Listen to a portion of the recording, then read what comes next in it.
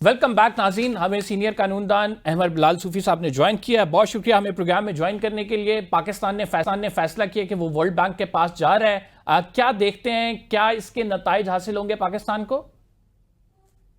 जी, ये Pakistan I am sure ये decision काफी सोच समझ के किया होगा अगर ये डिसीजन हो गया है। और पाकिस्तान को जो भी डिस्प्यूट रेजोल्यूशन मैकेनिज्म में जो भी ऑप्शन अवेलेबल हैं वो खुद ही यूज करनी चाहिए। और एक तो कोर्ट का रास्ता है जो जिस तरह मैंने कहा कि उस पर बात गवर्नमेंट ने की है। उसके अलावा जो है अक़वाम मुत्तहिदा के मुख्तलिफ फोरम्स हैं, और उसके अलावा जो है जो खास तौर पर यूएन सिक्योरिटी काउंसिल है, वो मेरे राय में बड़ा directly it can be seized of the matter.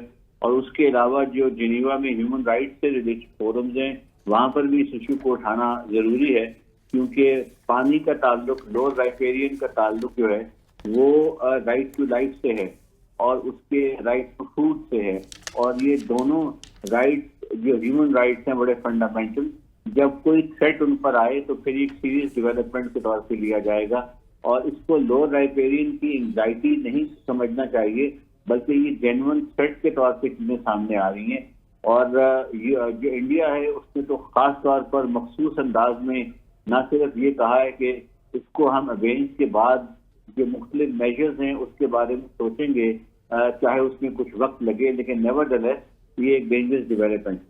Sir, world bank के पास अगर हम जाते हैं तो फुल ग्रांटर तो नहीं है, वो ऑब्जर्वर या फैसिलिटेटर का रोल अदा करता है। दो ऑप्शन है उसके पास, या तो न्यूट्रल एक्सपर्ट अपॉइंटमेंट है या कोर्ट ऑफ आर्बिट्रेशन है। आप क्या समझते हैं कि पाकिस्तान जाएगा वहां से? कितने चांसेस है कि पाकिस्तान के हक में डिसीजन आए, और इन दोनों में से कौन सी ऑप्शन ज्यादा बेटर है? देखिए, मैं यही इसलिए थोड़ा हेजिटेट कर रहा था इस पर हतमी राय से लेने के लिए, तो थोड़ा सा इस पर रिसर्च करने की जरूरत है मेरी जाती राय में। उसकी वजह यह है कि डिफरेंस और डिस्प्यूट पर भी केस लॉ मौजूद है कि इन दोनों में डिस्टिंक्शन क्या है, किस नेचर की है। दूसरी जो एक इजाफी मुश्किल मैं देख रहा हूँ प्रैक्टिकली वो ये है कि इंडिया जो है वो तो इस कोई भी प्रोसीडिंग ज्वाइन मुझे करता हुआ नजर नहीं आ रहा। अगर उनकी जानिब से ट्रीटी हेल्ड इन अबेंस है तो जाहिर है ये तवक्को नहीं करनी चाहिए कि इंडिया प्रोसीडिंग्स को ज्वाइन करेगा। अब उस सूरत में अगर कोई ऑर्डर या कोई जजमेंट या अवार्ड पाकिस्तान के हक में भी आता है तो पाकिस्तान उसको इन्फोर्स कैसे कर पाएगा अगर इंडिया सियासी तौर पर पॉलिटिकली उसके साथ एसोसिएट नहीं होना चाहता। क्योंकि जब आप इस नौयत को ऑर्डर लेते हैं जो स्पेसिफिक परफॉर्मेंस का हो, यानी पाकिस्तान ये चाहेगा कि ये डिक्लेयर करे, वो डिक्लेरेशन इंडिया इम्प्लीमेंट करे कि होल्डिंग इन अबेंस जो है ये ट्रीटी से अल्ट्रा वायरिस एक्ट है, या ये एक्ट ऐसा है जो ऑथराइज ही नहीं है इंटरनेशनल लॉ में। चलिए, अगर ये जजमेंट आ जाती है तो फिर सवाल ये होगा कि इंडिया के पास ये सियासी चॉइस रहेगी कि वो उसको माने या ना माने। तो हमें ये सारे एस्पेक्ट्स देखने हैं, जो इसकी टेक्निकल एस्पेक्ट्स हैं कि डिस्प्यूट की नेचर क्या बनती है इशू की, और उसके लिए कौन सा फोरम अप्रोप्रिएट होगा, बिकॉज हर फोरम ने अपना अपना case law, judgment, order generate किए हुए हैं। उनको मुताला करने के बाद फिर मेरा ख्याल है हतमी फैसला होगा। लेकिन जैसे मैंने कहा, उसके अलावा जो बाकी फोरम्स है वहां पर तो यकीनी तौर पर हमें जाना चाहिए। आप क्या समझते हैं कि कौन सा फोरम ज्यादा मौजू है इस तमाम मामले के लिए, और कहां से पाकिस्तान को ऐसा रिलीफ मिल सकता है कि उस पे एक तो आलमी दुनिया भी एक वॉच डॉग की तरह इस मामले को देख रही हो? जाहिर बात है बुनियादी हकूक का जब आप इसे मामला कह रहे हैं तो। जी, वो मैं इसलिए कह रहा हूँ कि P5 जो परमानेंट 5 ममालिक हैं, उन ममालिक की एक अंडरटेकिंग मौजूद है पाकिस्तान और इंडिया की बाबत, और वो रिकॉर्ड का हिस्सा है सिक्योरिटी काउंसिल के।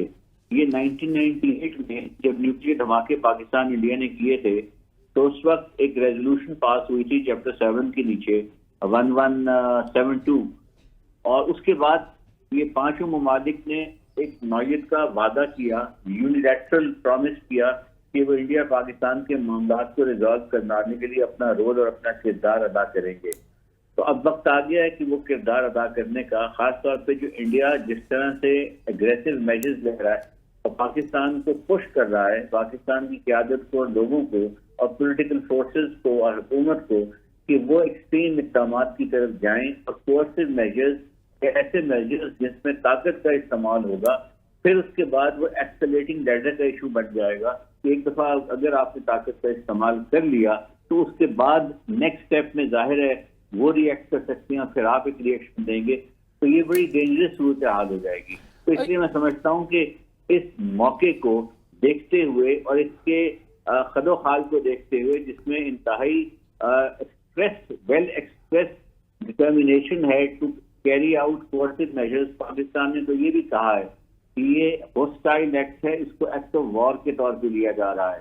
تو میرا خیال ہے جب اتنی بڑی اسٹیٹمنٹ آ جائے تو پھر سیکیورٹی کاؤنسل جو ہے اس کو کاگنیزنس لینی چاہیے اور پاکستان کو یہ معاملہ وہاں پر فوراً لے جانا چاہیے. تو دو الگ الگ چیزیں ہیں، ایک ٹیکنیکل ابینس کا معاملہ ہے، اس کا جو جوڈیشل روٹ ہے اس کے بارے میں پہلے ڈسکشن کے بعد فیصلہ ہونا چاہیے، اور دوسرا جو ہے وہ تھریٹ آف ریجنل پیس ہے. تو یہ دو الگ الگ ایشو کے طور پر آپ انہیں دیکھ سکتے ہیں. جی بالکل درست فرما رہے ہیں آپ. 2013 کی اگر بات کی جائے تو کشن گنگا ڈیم کے حوالے سے بھی ایک فیصلہ آیا تھا، بھارت نے وہ مانا نہیں. اس کے بعد پھر 2016 میں اڑی بیس پر جب حملے ہوئے تو بھارت نے اس کا الزام لگا کے پانی کو سیکیورٹی سے جوڑ دیا، اور اس کے بعد پھر ہمیں پتہ ہے کہ 2023 میں دوبارہ سے مذاکرات کا بھارت ہمیں کہہ رہا تھا کہ اس تمام معاملے پر مذاکرات کیے جائیں. کوئی بھی ڈیسیجن آتا ہے C5 کے علاوہ تو بھارت زیادہ چانسز یہ ہیں کہ وہ بھارت ایکسیپٹ نہیں کرے گا. دیکھیے اب تو مجھے چانسز نہ ہونے کے برابر نظر آ رہے ہیں. بھارت تو ٹریٹی سے باہر نکل کے کھڑا ہونا چاہ رہا ہے، اگرچہ یہ ابھی تک اس کا موقف ہے، اور میری ذاتی رائے ٹریٹی انٹیکٹ ہے، بیکاز انٹرنیشنل لا میں جو ٹریٹی ہے اس کی زندگی، اس کی لائف کو گورن اس کی پروویژنز کرتے ہیں. پارٹی کی مرضی ختم ہو جاتی ہے جب ایک مرتبہ وہ ٹریٹی پہ سائن کر لیتے ہیں. دونوں پارٹیز نے 1960s میں بڑے کئی سال کی نیگوسیشنز کے بعد یہ فیصلہ کیا کہ اس میں ٹرمینیشن کلاز ہی نہیں ہوگا. یہ بھی فیصلہ کیا کہ اس میں وڈرال کا کلاز بھی نہیں ہوگا، کیونکہ وڈرال کا کلاز دیکھیے بے شمار انٹرنیشنل ٹریٹیز جس میں وڈرال کے کلاز موجود ہوتے ہیں، جس میں نان پرولیفریشن ٹریٹی ہے اس میں وڈرال کا کلاز ہے، آپ 6 مہینے نوٹس دینے کے بعد وڈرا کر سکتے ہیں. ایران نے وہ اٹیمپٹ کیا تھا. تو یہ ٹریٹی بڑی یونیک ٹریٹی ہے، اس میں وڈرال کلاز ہے ہی نہیں. تو جب یہ ہے ہی نہیں تو وڈرا اگر وہ سیاسی طور پر کہتے ہیں ہم نے وڈرا کر لیا، ٹرمینیٹ کر لیا اور اس کو ہم نے ہولڈ ان ابینس کر لیا، تو ان میں سے کسی چیز کی طاقت، پاور، کانفیڈنس ٹریٹی نے ان کو نہیں دی.